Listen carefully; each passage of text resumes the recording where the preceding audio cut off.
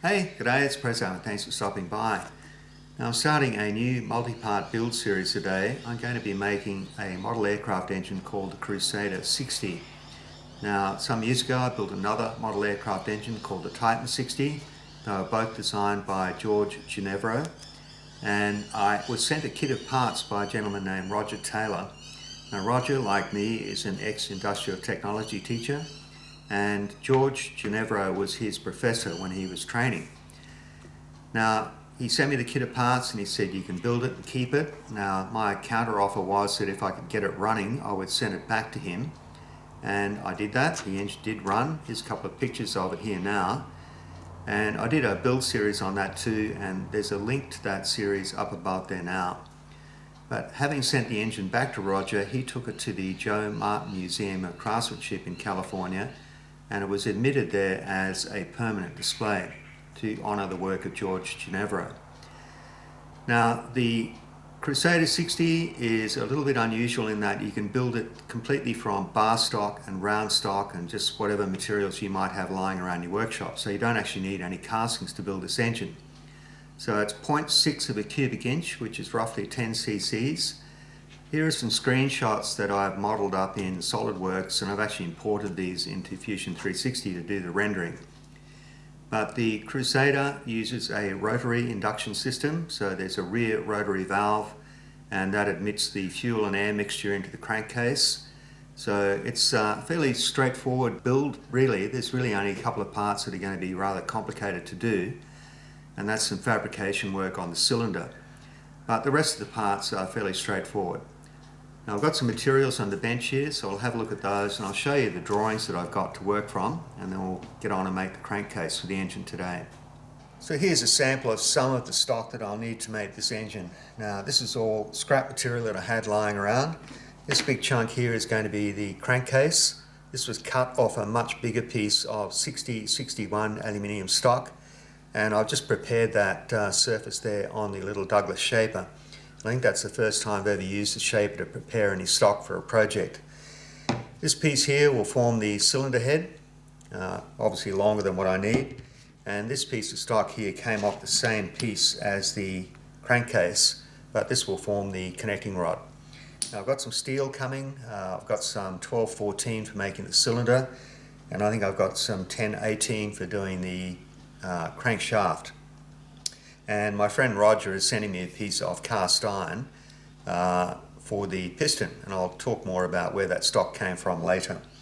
Now, in preparation for building the engine, I've gone through a series of magazine articles that were published in the Practical Machinist magazine. Roger sent me these at the same time as he sent me the stock for the Titan, and I've just had them sitting on my computer ever since. And this is very detailed. It actually talks you through step by step each particular part. But what I have done is I've reverse engineered the drawings, and I've done all of these detailed drawings in SolidWorks. Now, if anybody is interested in making this engine, I will share these SolidWorks drawings, but I won't be sharing the magazine articles because they're copyrighted and I don't have permission to share those. But certainly anybody would be able to build the engine from these 2D drawings. So what we need to do is get on and mark out the crankcase and get busy machining that.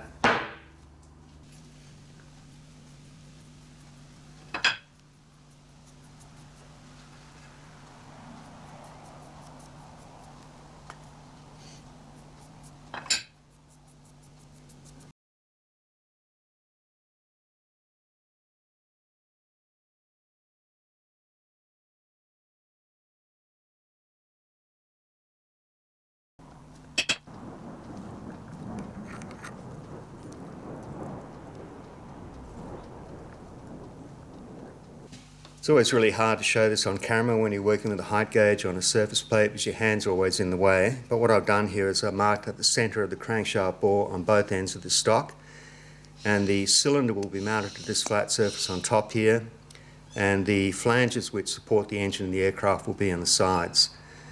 Now, none of the marking out I've done is particularly accurate. This is just a piece of granite bench top that I'm working on, but it's good enough for what I'm doing because I'm working on a lathe and a milling machine with a DRO. Now, if you didn't have that, if you've got a lathe and a mill, and you're relying on the graduated hand wheels, then you should do this marking out much more precisely than what I'm doing. But what we need to do now is get over to the lathe and machine that bore for the bronze bush, and that will form the datum for everything else that comes after this. Okay, I'm just getting the stock dialed in now. Once again, doesn't need to be too precise.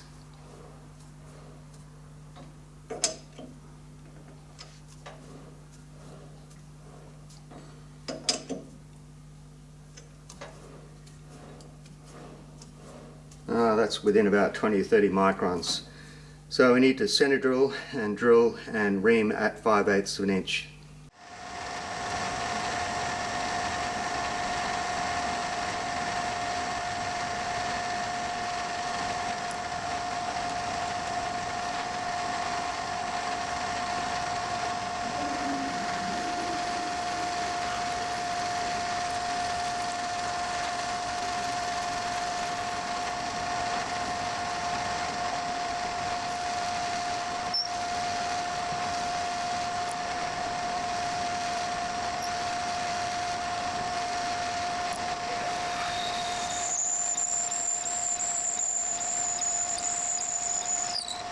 So that drill bit that I just used is 15 millimeters, but this has got a finish at 5/8 of an inch, which is 15.87. So I'm going to bore out a bit more of that hole there to give the reamer an accurate place to start. I don't need to ream all the way through because the back face of this block will be opened out later on for the crankshaft web. So I'll get through as far as I can, we'll ream that section, and then we'll open up the back later.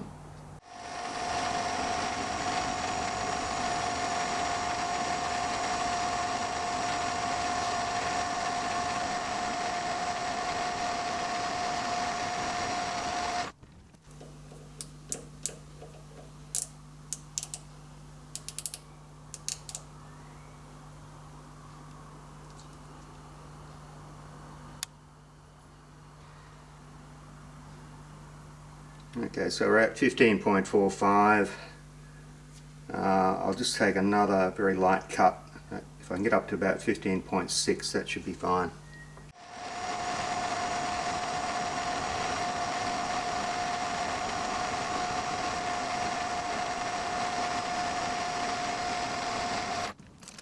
So this is a used machine reamer that I bought for doing the Titan engine. It's not brand new or pristine by any means, but we'll see how it goes.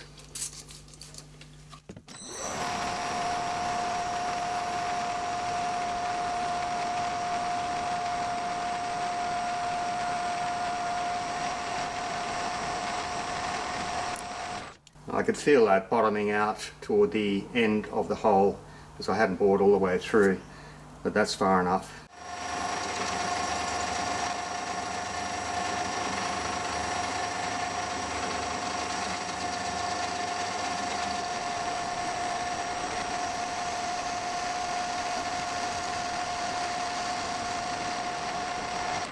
Well, that's the datum face now for the end of the engine. The prop driver will go up against that face later on.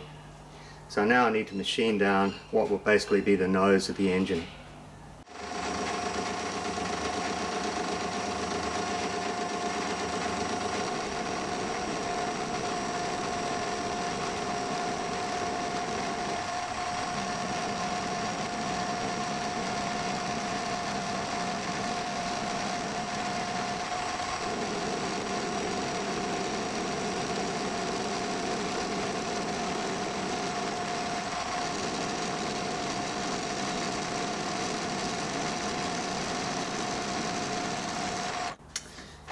Okay, I think you get the idea. I'll bring it back when I'm getting closer.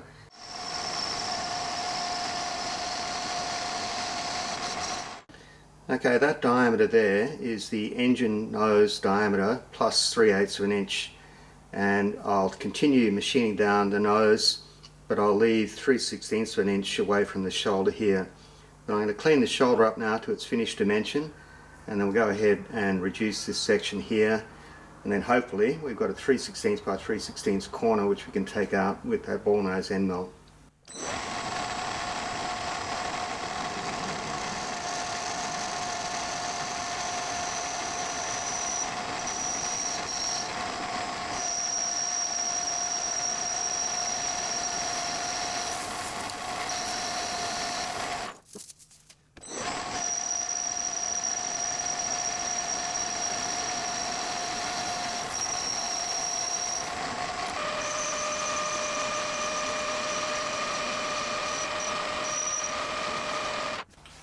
Alright, so that's what we're going to try and do. We're going to mount this ball nose end mill in a tool holder and then just cut in to form that radius there. Never tried it with one of these before, but it should be interesting. I've got the ball nose end mill in a tool holder here, and I've just eyeballed that cutting edge to get it horizontal, but I need to set that to height. So I'm going to use my Prezzo Perfect tool setter, and when I made this, it's fair to say that the video was controversial. A lot of people said it was overdone, it was more complicated than it needed to be, but you know what, I love it because it's completely visual.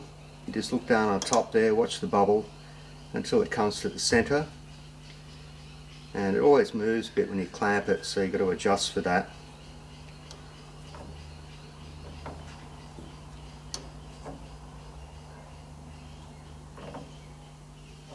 That's it there. And people have built replicas of these. I'll show you on screen one here at the moment, and this one's in New Zealand, and the builder or the owner loves it, so yeah, so do I. Okay, I'm running at 315 RPM, got some tailstock support. We're going to end up getting chatter when we get to the full width of the cut, so let's take it slow and use some cutting oil.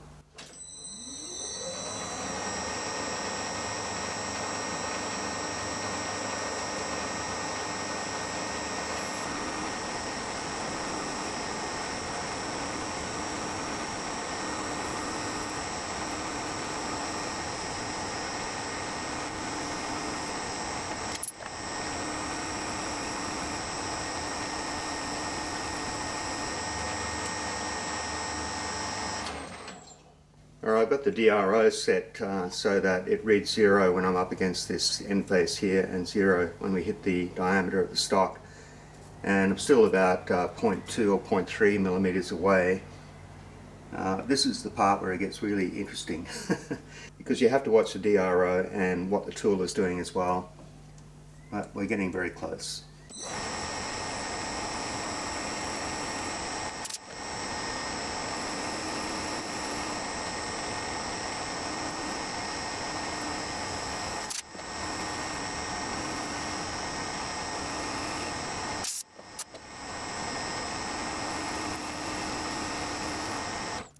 Okay, according to the DRO, I'm there. It looks like there's a witness mark there. And I'm going to try and blend that in with some emery. We'll do that later.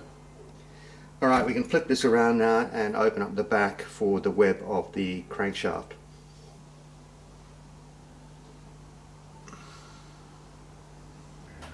I can hold this in the collar chuck now, and this dimension here has to finish at 1 1/4 inches, which is 31.75. So I got about 2 or 3 millimeters to take off, so I'll get that dimension correct, and then we can bore out for the back of the crankshaft, because the depth of that bored hole is fairly critical, because that positions the crank pin accurately underneath the piston.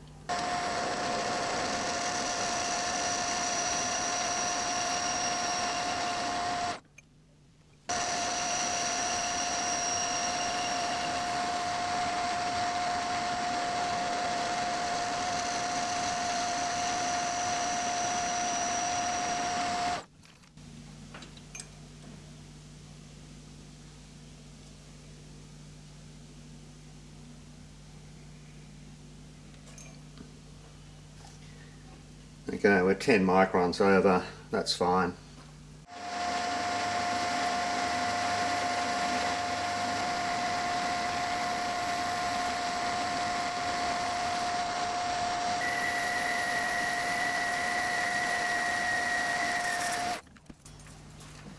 I'm stopping well short of my depth, so I want to get the diameter sorted first, so I'll get a dimension on that, put that in the DRO, and we'll bring out the bore to the correct diameter or close to it, and then we'll clean up the inside face in here.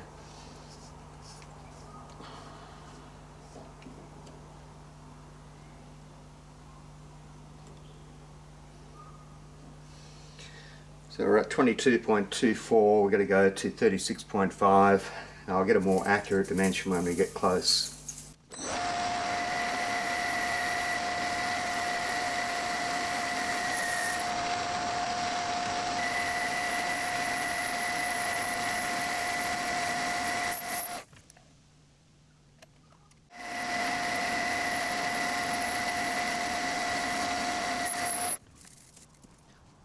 Okay, I've cleaned up the back face or the bottom of the bore there to within about 0.2 of a millimetre of its correct depth, and we're almost at our correct diameter here. So I'm just going to do the clean up passes now, and the diameter of this isn't that critical, but the depth is.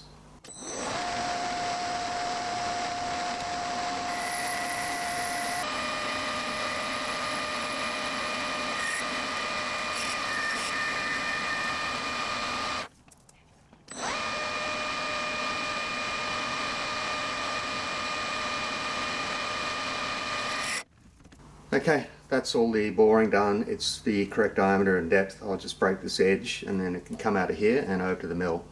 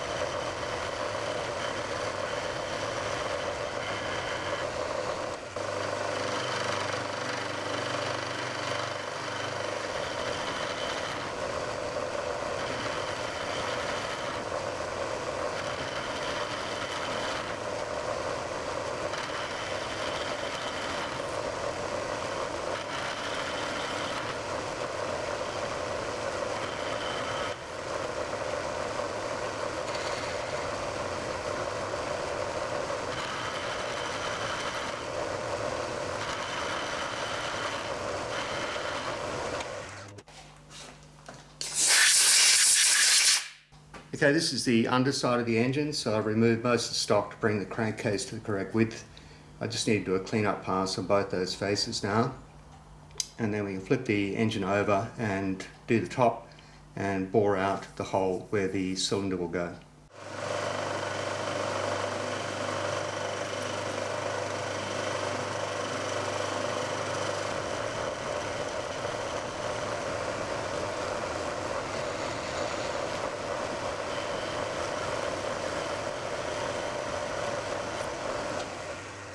Before I finish up in this orientation, I need to cut a big chamfer on both of these sharp edges here. It's really just cosmetic, but also to lose weight, I guess, out of the engine. So I'll do that now.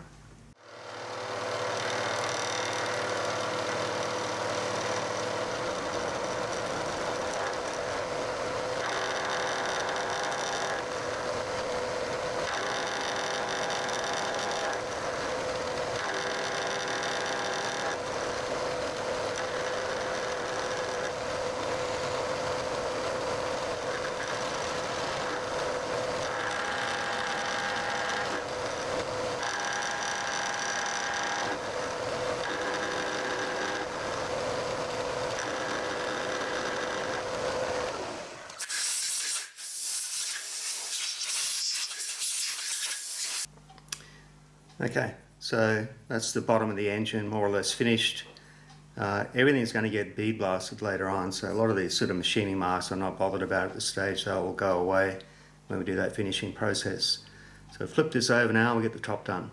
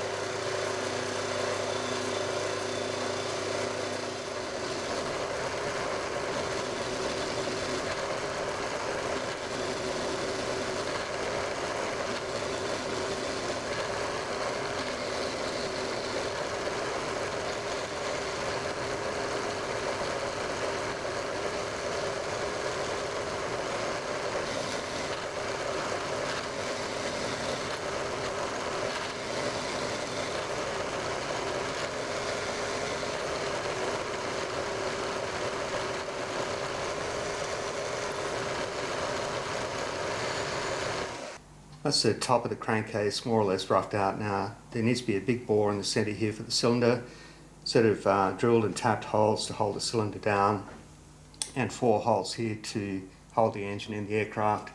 And then later on, these vertical surfaces need to taper inwards toward the top at about 4 degrees.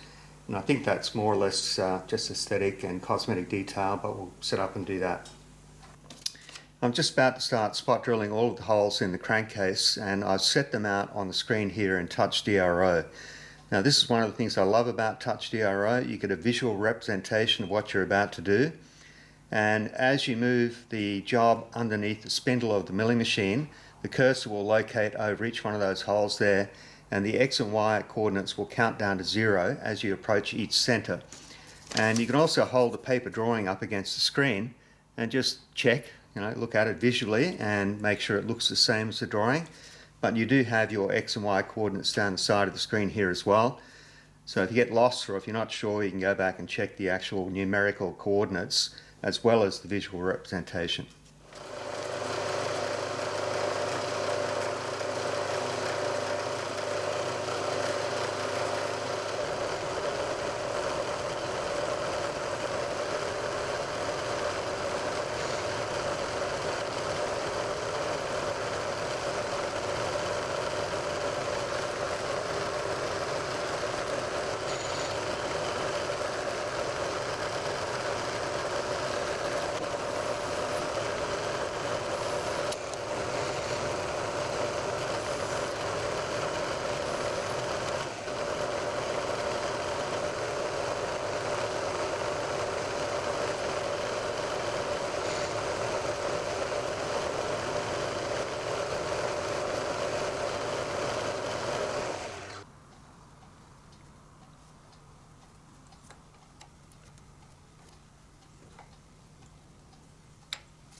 I'm just going to get these threads started, then I'll finish them on the bench. I've got a brand new taper tap and a bottom tap.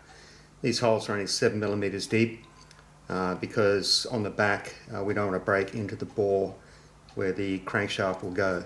So I'll do the rest of these off camera, and then we'll start boring out the cylinder.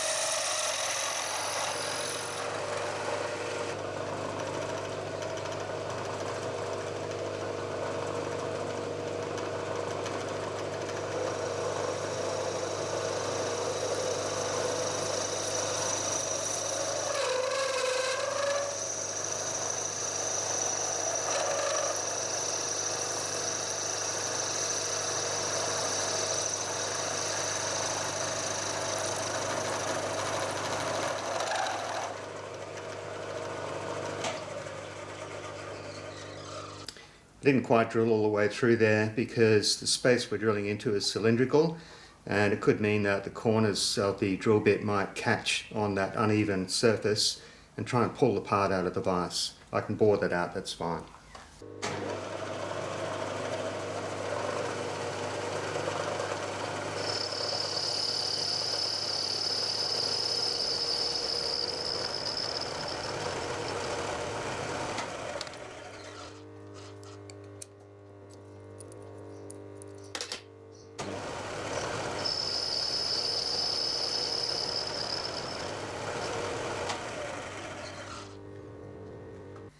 Okay, old dumbass here forgot to turn the camera on when I went to finish off the bore for the cylinder, but it's all done and it is the correct size. But I tell you what, I nearly freaked out when I saw this little scallop here in the end of the crankcase bore, and I thought surely that's not right, it should be centered on that space there, but I checked the 3D model and it's exactly the same, so yeah, crisis averted. Now I'm just about to drill the 4 holes which will hold the rotary valve body on to the crankcase. And it's just a straight bolt hole circle, and I'm doing that on Touch DRO.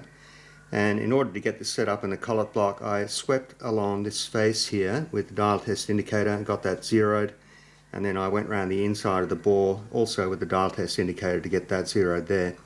But I'll just quickly show you how you do a bolt hole circle in Touch DRO. I've just gone back to the center of the bore there now, so X and Y both read 0. Here's our bolt hole circle down here, and you just enter the data. You get a visual representation of what you're doing here.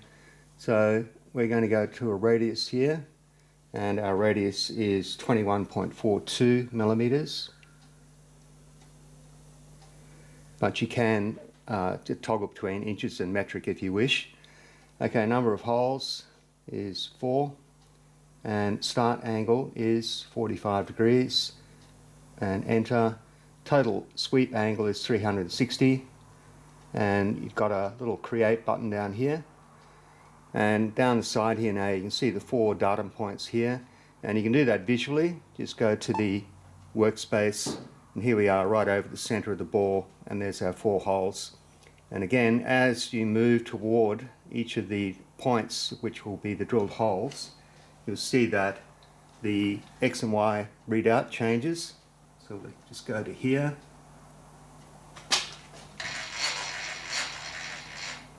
And you see as you approach the hole it turns green, and I've got this little magnetic toggle on up here, so it starts to count down towards 0 as we get to the center of that hole. So, wrong way. So we're on 0 for Y.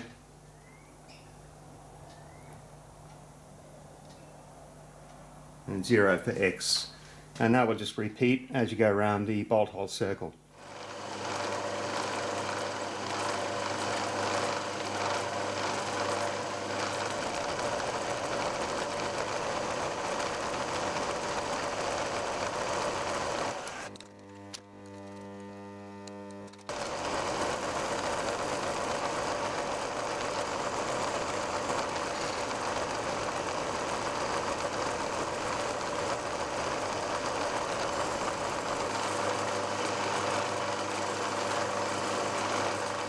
Okay, I'll go ahead and tap these off camera, and then we just need to taper these 2 sides here and we're done. I'm just getting ready to machine off these 2 angular faces here, and according to the CAD drawing, the angle between this engine mount here and this surface, the angular surface, is 95.3 degrees. So with this digital angle box here I'm getting about 5.25, which is close enough. And I've got to try to machine down until there's no more of that blue layout fluid there, and I've got to get right into the corner of the engine mount, so I'm going to have to shift the camera.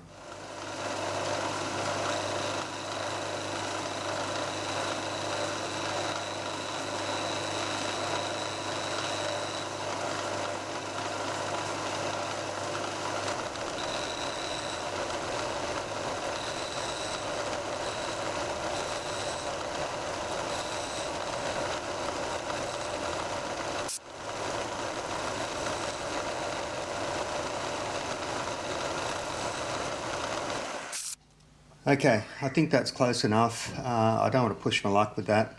I'm going to flip this over and do the other side off camera, and then I'll meet you over the bench and we'll do the wind up. I went ahead and I've deburred all of the edges on this part now, and I finished off the threads and countersunk all the holes, and I've given it a bit of a general cleanup, but later on this is going to get bead blasted, so I haven't worried about taking out all of the machining marks in the stock. Now this ends up about 10% of the weight that we started with, and there were no major screw-ups on the machining, so that's a good thing.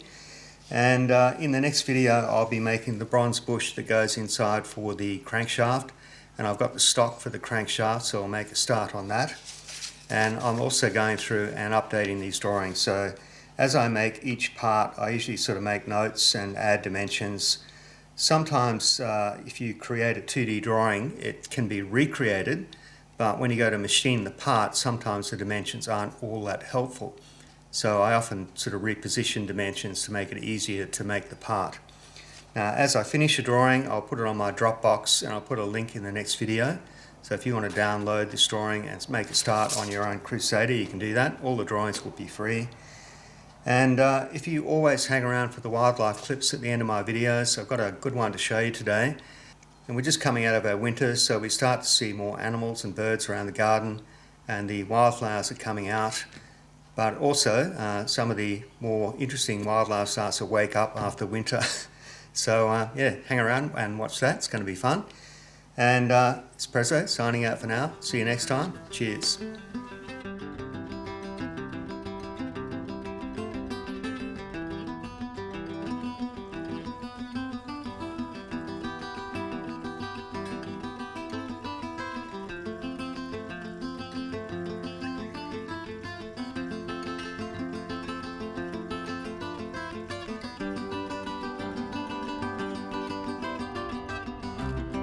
friend the wallaby.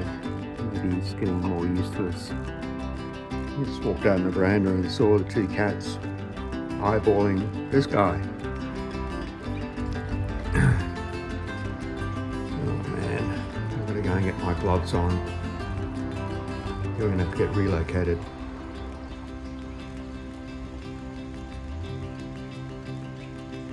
Need to stay clear.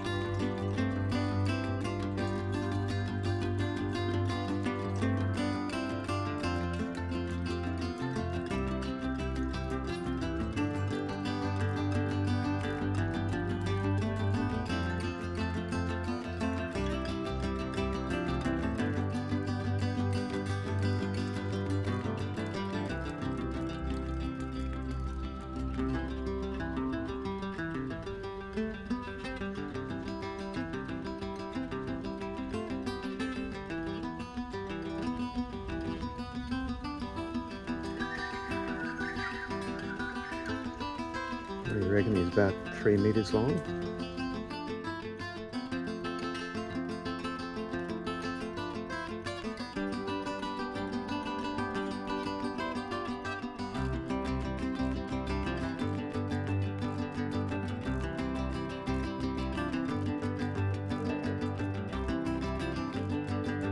These are called hobias and only flower twice a year.